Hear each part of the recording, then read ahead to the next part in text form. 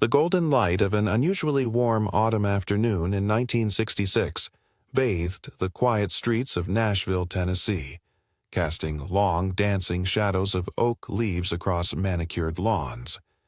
It was a day that promised nothing but peace, a gentle transition from summer's lingering embrace to the crispness of fall.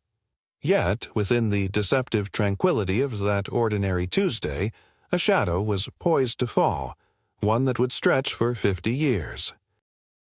10-year-old Daniel Ellis, a boy with a mop of sun-streaked hair and a scattering of freckles across a perpetually curious nose, emerged from the grand brick building of Northwood Elementary.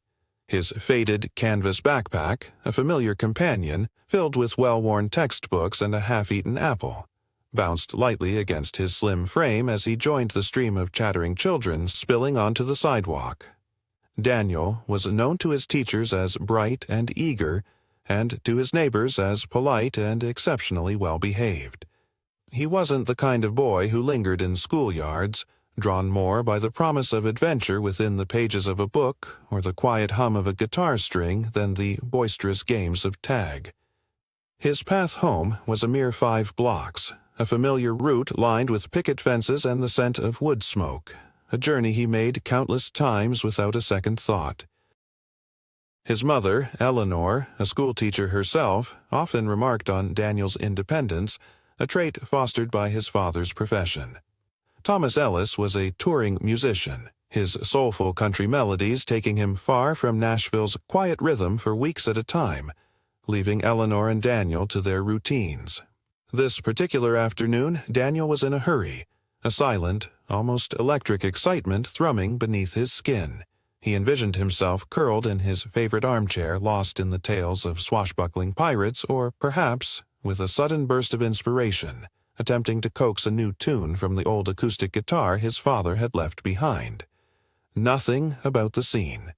The gentle breeze rustling the leaves, the distant sound of a barking dog, or the fading warmth of the sun on his face hinted at the profound silence that was about to descend upon the Ellis household, a silence that would echo for generations.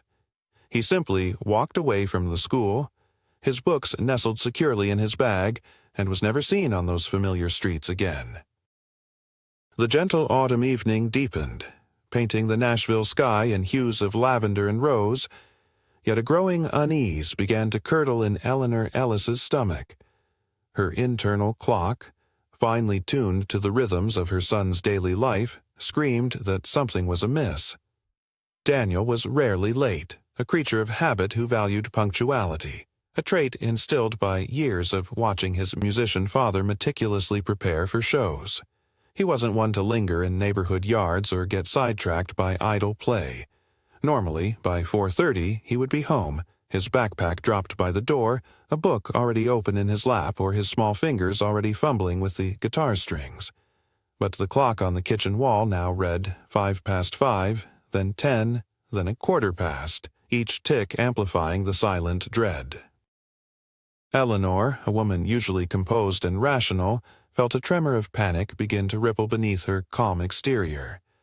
She pushed aside the half-prepared dinner, her mind racing through familiar scenarios. Perhaps he had stopped at a friend's house, but Daniel always called, always let her know. She grabbed the phone, her fingers fumbling slightly as she dialed the numbers of his closest school friends. One after another, the answers were the same. No, Mrs. Ellis, Daniel left right after school. He said he was going straight home. The casual tone of the other parents, oblivious to the icy grip tightening around her heart, only heightened her alarm. Next, she tried the school, though she knew the offices would be closed. The answering machine's indifferent drone offered no comfort. A frantic walk around their block followed, her voice, usually gentle, now edged with a desperate tremor as she called out his name. Neighbors, emerging to water their gardens or fetch the evening paper, offered sympathetic smiles and shook their heads. No one had seen Daniel on his way home. The fading light cast an ominous quality on the familiar surroundings, transforming friendly shadows into potential hiding places, every rustle of leaves into a missed sign. As dusk deepened into twilight and the streetlights flickered on, painting the quiet street in an artificial glow, the last vestiges of Eleanor's composure crumbled. The gnawing unease had escalated into a full-blown, terrifying certainty. Her son was not merely late, he was gone. With shaking hands, she reached for the telephone once more, the receiver feeling impossibly heavy, and dialed the police. The calm, measured voice on the other end, taking down the details of her missing 10-year-old boy, felt starkly out of sync with the storm raging within her. The quiet autumn evening had become a crucible of fear, a beautiful, tranquil day forever stained by an absence that defied all logic. The silence that had fallen over the Ellis home now stretched to envelop the quiet street, then the entire neighborhood, and finally, the city of Nashville itself. Within minutes of Eleanor's desperate call, the familiar blue and white cruisers of the Nashville Police Department began to arrive, their flashing lights casting an eerie, pulsating glow against the twilight. Officers, their faces grim and professional, moved with a quiet efficiency that only amplified Eleanor's growing terror. The initial flurry of activity was a dizzying blur for Eleanor. Questions were fired, rapid and precise, each one chipping away at her remaining composure. What was Daniel wearing? A blue plaid shirt? Corduroy pants? Did he have any enemies? No, never. Any recent changes in behavior? None. He was always so happy, so curious. They meticulously combed through the house, though Eleanor knew, with a mother's instinct, that Daniel hadn't been home. His room, neat and undisturbed, with a half-built model airplane on his desk and a stack of adventure books by his bed, was a silent testament to his abrupt disappearance. Beyond the walls of their home, the search expanded. Officers fanned out, knocking on every door in the neighborhood, their voices low as they inquired about the missing boy. Neighbors, their faces creased with concern, recounted the last time they'd seen Daniel. Usually a fleeting glimpse of him walking past, a quick wave, a polite nod. Nothing concrete. The school became a focal point. Teachers were contacted, though they could offer little beyond confirming Daniel's regular attendance and his uneventful departure. The primitive technology of 1966 magnified the sheer helplessness of the situation. There were no omnipresent security cameras to retrace Daniel's steps, no cellular phones to ping his last known location, no widespread internet to instantly disseminate his image across the nation. The search relied on manpower, on the painstaking door-to-door inquiries, on the limited reach of local news broadcasts. Posters bearing Daniel's smiling, innocent face, a stark contrast to the grim word "missing" emblazoned beneath it, began to appear on lampposts and storefronts. His distinctive features, the bright, intelligent eyes, the smattering of freckles, the small, almost imperceptible scar just above his right eyebrow, were highlighted, a desperate plea for anyone, anywhere to offer a clue. Search parties, composed of volunteers and emergency personnel, scoured the nearby woods, the banks of the Cumberland River, and the sprawling, undeveloped plots of land that still dotted the edges of the growing city. Every ditch, every culvert, every abandoned shed became a potential hiding place, a grim possibility.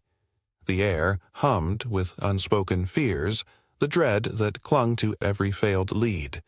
Days bled into nights, filled with the constant, unsettling presence of strangers searching for her child, their flashlights piercing the darkness, their hushed voices carrying on the wind.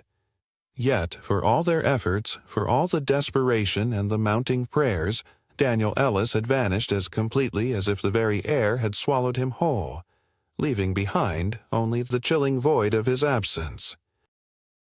Days bled into weeks, weeks into months, and months, relentlessly, into years.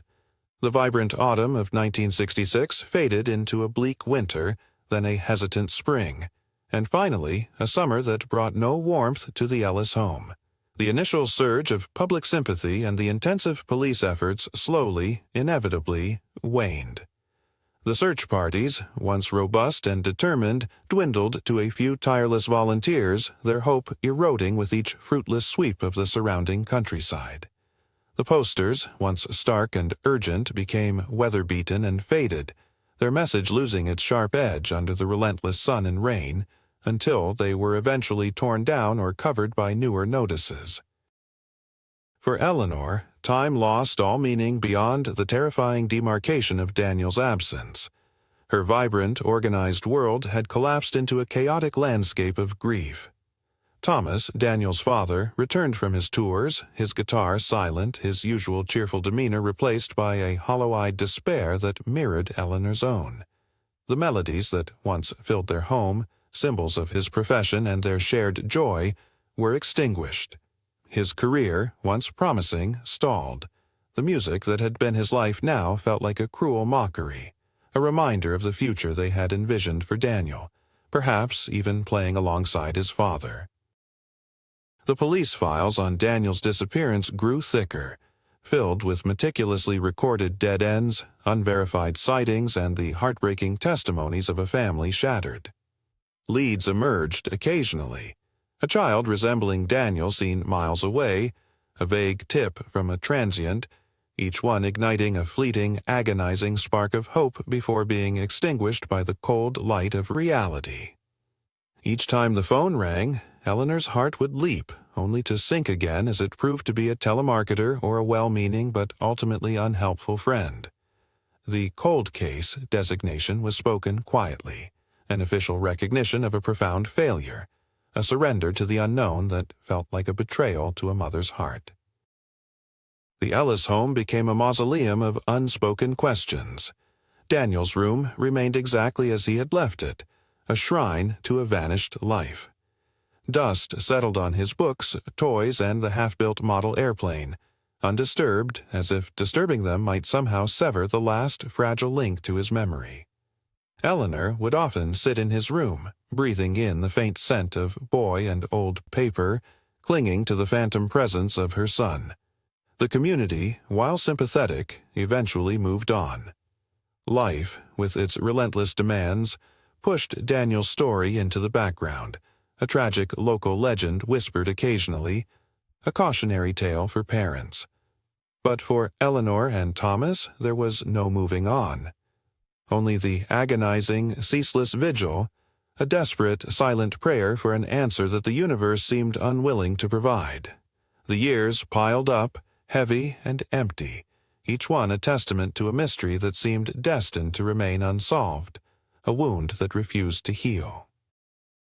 50 years dissolved into the annals of Nashville's history, a tapestry woven with the vibrant threads of country music, urban growth, and countless untold stories. The quiet, tree-lined streets of 1966 had given way to bustling avenues, the skyline transformed by new construction, but Northwood Elementary, though modernized in parts, still stood, a venerable institution clinging to its historical roots. Its brick facade, mellowed by decades of sun and rain, held countless memories within its walls. Laughter, lessons, and the persistent unspoken echo of a 10-year-old boy who had simply walked away and never returned. By 2016, the need for extensive renovations at Northwood Elementary had become undeniable. The city's population boom demanded more robust facilities, and the old school, particularly its library, felt like a relic from another era.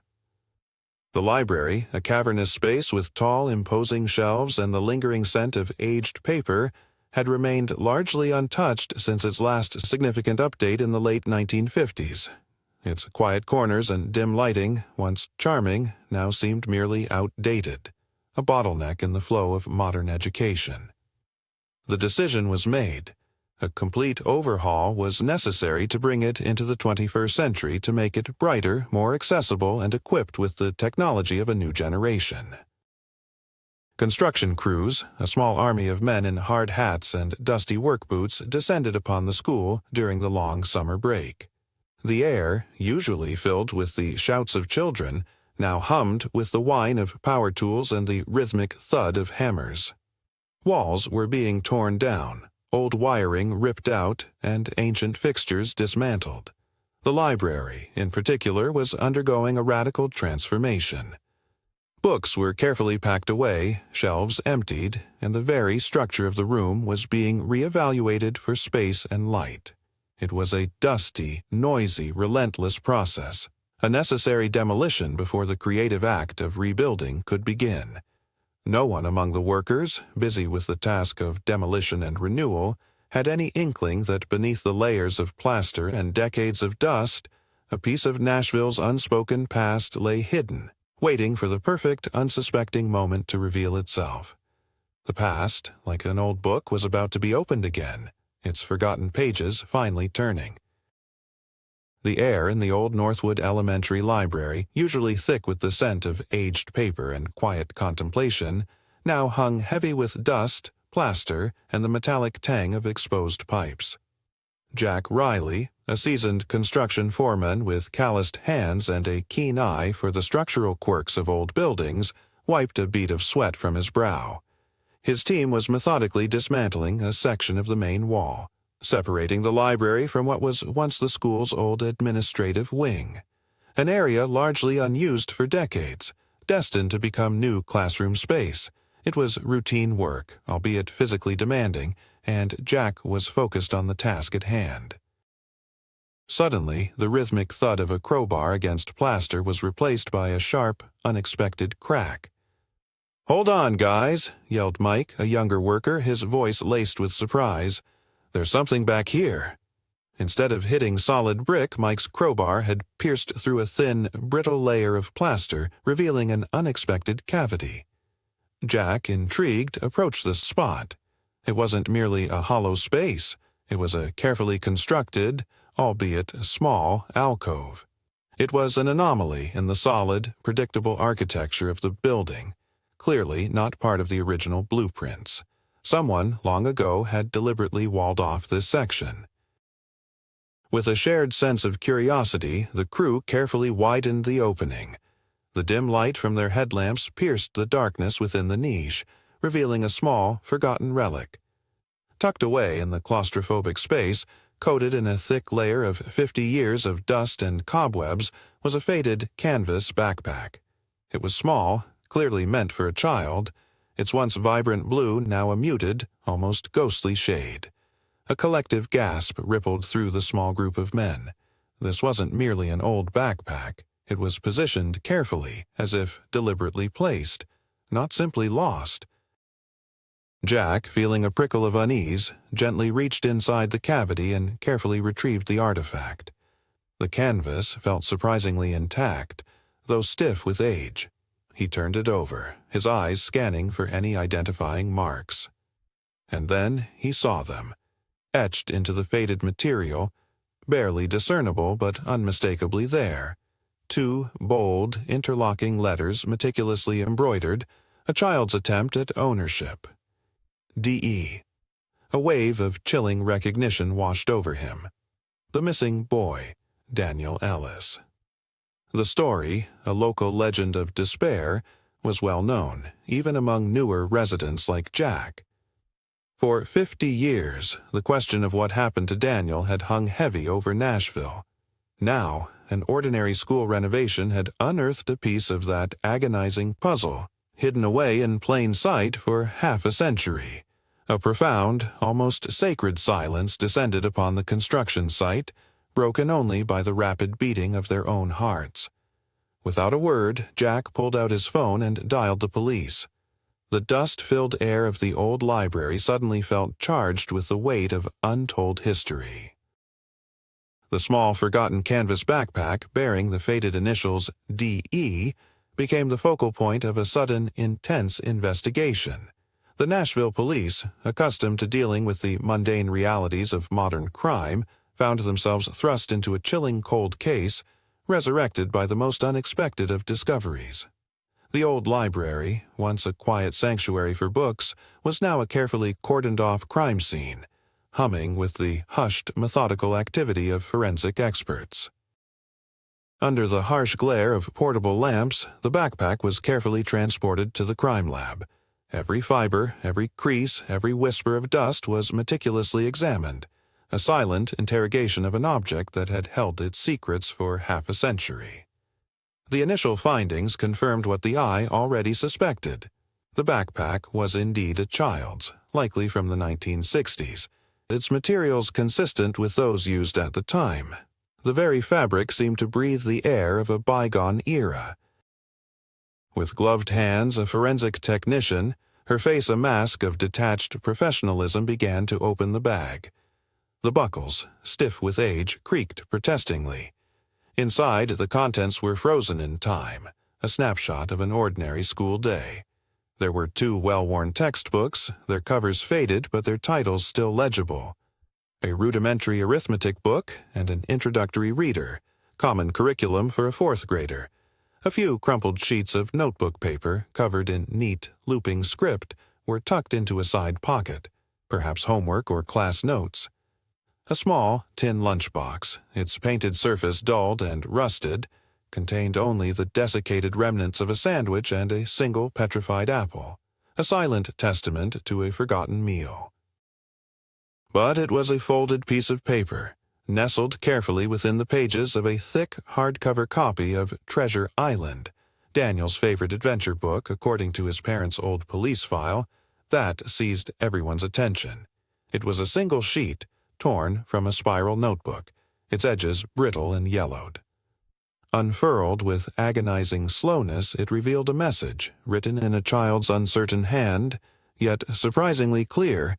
"Dad, I'm here. I'm okay. I'll be back soon. Don't look for me."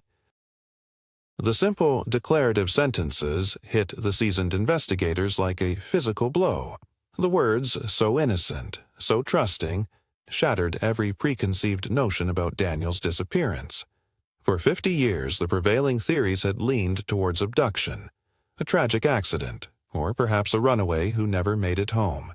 But this note, seemingly written by Daniel himself, offered a bewildering counter-narrative. It suggested a voluntary absence, an intent to return, and a cryptic plea not to be sought.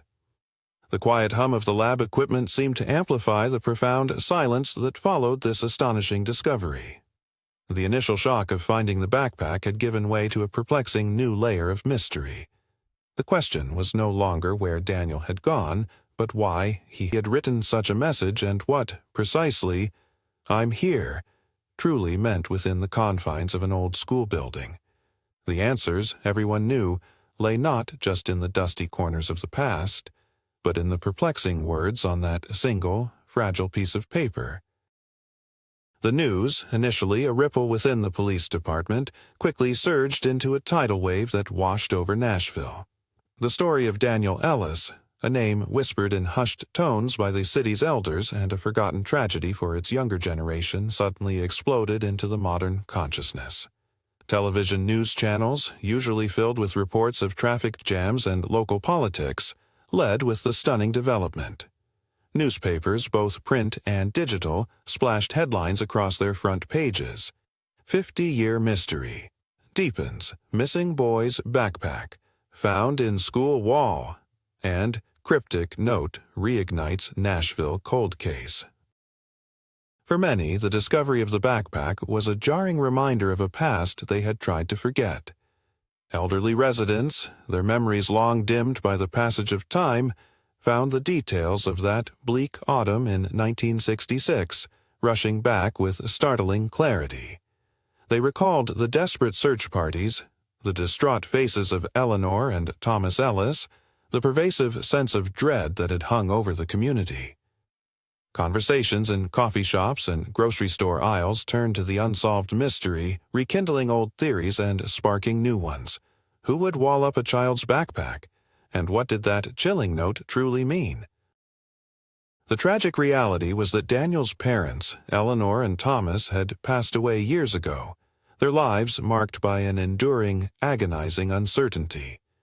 They had carried the burden of their son's disappearance to their graves, never knowing if he was alive or dead, never finding the closure they so desperately sought. This new development, while offering a tantalizing glimpse of the truth, also brought a fresh wave of sorrow for the Ellis family, a cruel twist of fate that the answers had arrived too late for those who had suffered most. The Nashville Police Department, now under immense public scrutiny, found its cold case unit suddenly bustling with renewed purpose. The old files, once gathering dust in forgotten archives, were pulled out, their yellowed pages pored over by a new generation of detectives. The focus of the investigation, however, had dramatically shifted. It was no longer a simple missing persons case. The cryptic note had transformed it into something far more complex. The immediate priority was to verify the note's authenticity, and forensic handwriting analysis quickly confirmed it was indeed Daniel's own script, a testament to his unique quirks and flourishes. But beyond the forensic details, the note's implications were profound. "I'm here," it read, suggesting Daniel was within the school, not merely near it. And "don't look for me" implied a deliberate, perhaps even willing, concealment. The discovery sparked a furious re-examination of the old school building itself. Architects and engineers, poring over original blueprints, tried to reconcile the building's known structure with the existence of a hidden niche. The collective bewilderment in Nashville was palpable. A quiet, residential street had yielded a shocking secret, ripping open an old wound and demanding answers that had eluded an entire city for half a century. The silent walls of Northwood Elementary now held more than just forgotten memories. They held the tantalizing possibility of a truth that had been locked away for far too long. The revelation of Daniel's note, proclaiming, "I'm here," turned the police's gaze inward, back to the very building that had stood silent sentinel for half a century. If Daniel was here, then he was, or at least had been, within the confines of Northwood Elementary. The old blueprints, pulled from dusty city archives, became the detectives' new sacred texts. They spread them across conference room tables, tracing the lines of hallways and classrooms, searching for any anomaly, any hidden space that might explain the backpack's peculiar resting place. Their tireless examination eventually led them to an intriguing, yet unsettling detail. A series of subtle discrepancies between the original architectural drawings and the as-built structure of the school. Small, inexplicable deviations in wall thickness, areas where a single brick might have been thicker, or a section of plaster subtly different. These weren't flaws in construction. They hinted at deliberate alterations, modifications made after the initial building was complete.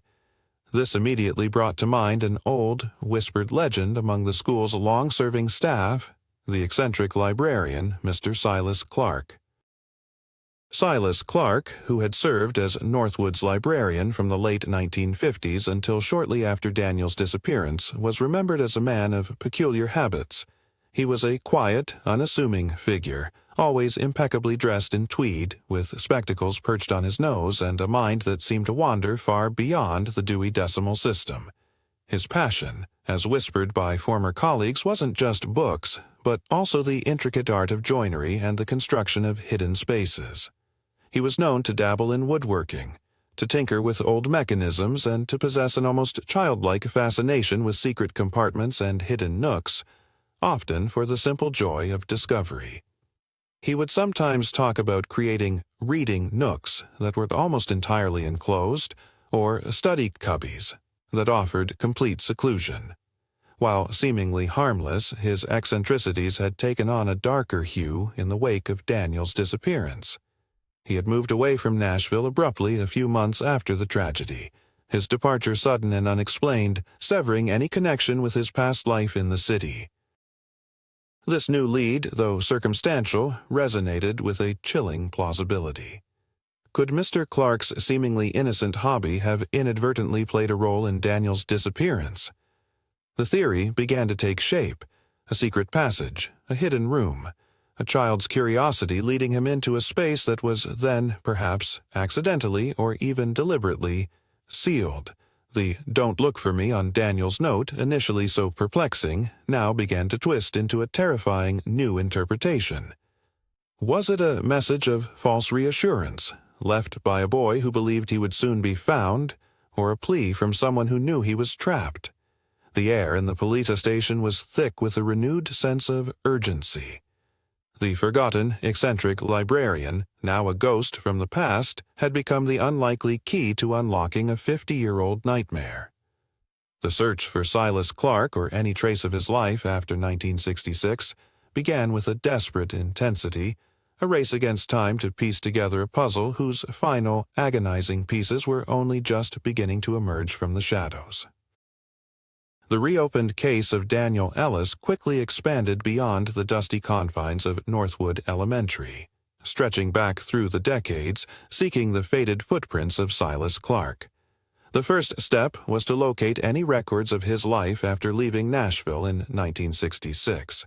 This was a painstaking process, a delve into archives of old property deeds, voter registrations, and phone books from an era before digital footprints made such searches instantaneous. The police, bolstered by the renewed public interest and the compelling evidence of the backpack, deployed significant resources. Eventually, their efforts yielded a faint trail. Records indicated that Silas Clark had indeed moved, not far, but to a small, unassuming town nestled in the rolling hills of eastern Tennessee, a few hours' drive from Nashville. He had purchased a modest house there, lived a quiet life, and passed away peacefully in his sleep just 5 years prior, a few weeks shy of his 90th birthday. His death had gone largely unnoticed beyond the small local community. The detectives made the journey, a somber pilgrimage into the past. Clark's house was still standing, now owned by a distant grandniece, Martha, who lived in a neighboring county. She remembered her great-uncle as an eccentric but harmless man, a recluse who loved books and quiet hobbies. She readily granted the officers access to his untouched home, a place frozen in time, filled with antique furniture, countless books, and the lingering scent of pipe tobacco and old paper. It was a dwelling that seemed to breathe the very essence of Silas Clark. As the officers meticulously searched, Martha offered what little insight she had. "Uncle Silas," she explained, "he always kept journals, not diaries, mind you, but more like records, of his projects, his ideas. He was very private about them." Her words sent a jolt through the lead detective. Journals. If anyone knew about the hidden nooks and structural oddities of Northwood Elementary, it would be the man who delighted in creating them. The possibility that the solution lay within the pages of an old man's private writings, rather than through complex forensic analysis, was both frustrating and exhilarating. The quiet, undisturbed house in the remote town held the promise of finally unraveling a mystery that had tormented a family and a city for half a century. The old house of Silas Clark, filled with the ghosts of a bygone era, yielded its most profound secret in the form of a series of meticulously kept journals. Tucked away in a dusty attic trunk, beneath stacks of worn literary magazines and antique maps, lay dozens of leather-bound notebooks. Each was filled with Clark's neat, spidery script, detailing not just his daily observations but his true passion, the intricate mechanics of hidden spaces, secret passages, and ingenious concealed compartments. He sketched designs, pondered structural weaknesses, and noted the precise measurements for the alcoves and passages he envisioned. The detectives, with a growing sense of dread and anticipation, began to pore over the journals, skipping past philosophical musings and literary criticisms, searching for any mention of Northwood Elementary, or, more specifically, any reference to the fateful year of 1966. Their search was a slow, painstaking process, each page turned with the reverence due to a fragile historical document. And then, in a journal dated that very year, they found it, a series of entries, written with a peculiar mix of pride and casual indifference, detailing the creation of a private study nook within the library wall. Clark described the thrill of designing a space so perfectly camouflaged it would be undetectable, a secret sanctuary for quiet contemplation. He detailed the removal of bricks, the construction of a small, cozy recess, and the clever mechanism he devised for the concealed entrance, a sliding panel disguised as a section of shelving. He even mentioned the intention to create a second, lesser-known exit leading into an unused service tunnel that ran beneath the school. A chilling entry followed, dated September 27, 1966, the day Daniel vanished. Clark wrote about a small mishap. He described being engrossed in his work, putting the finishing touches on the sliding panel when he heard a faint scuffling sound from inside the newly finished nook.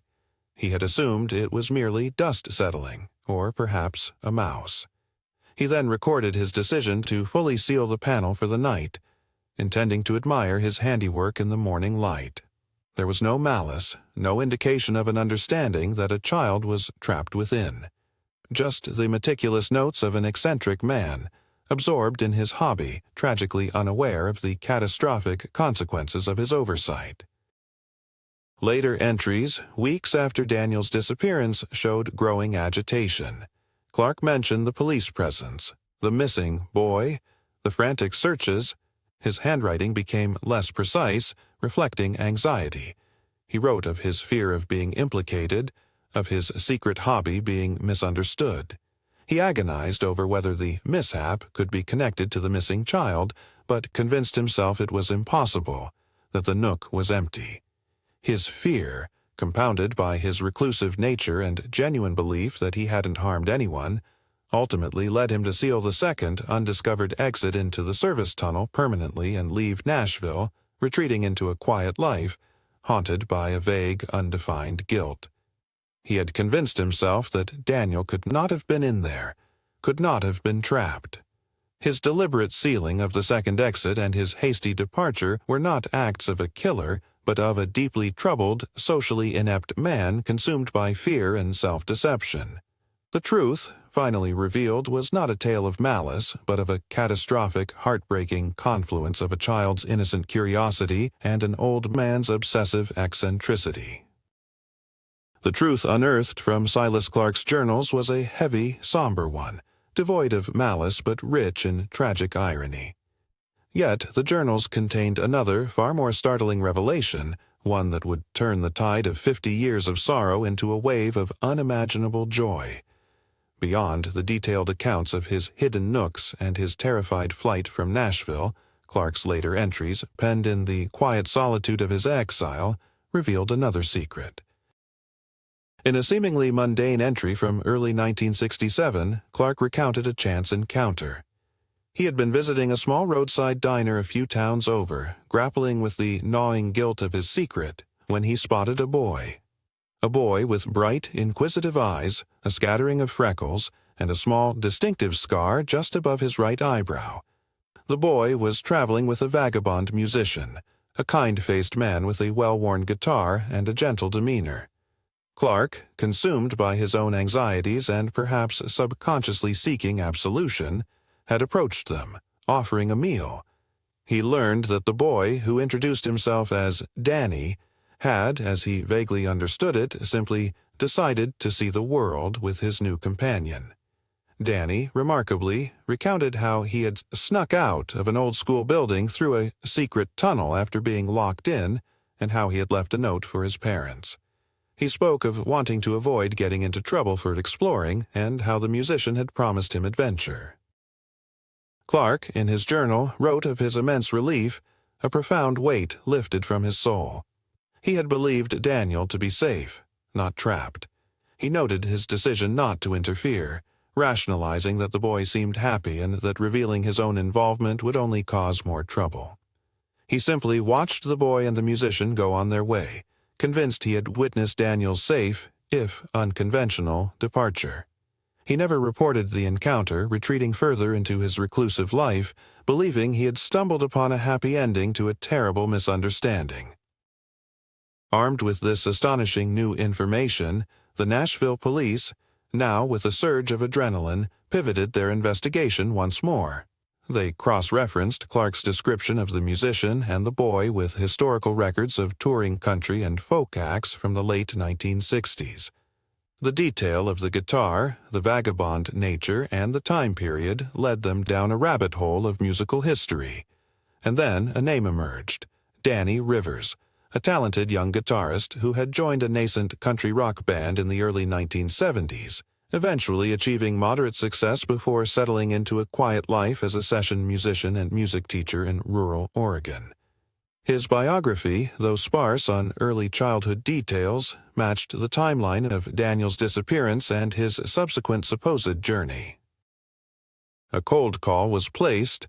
A voice, aged but carrying a faint, familiar lilt, answered.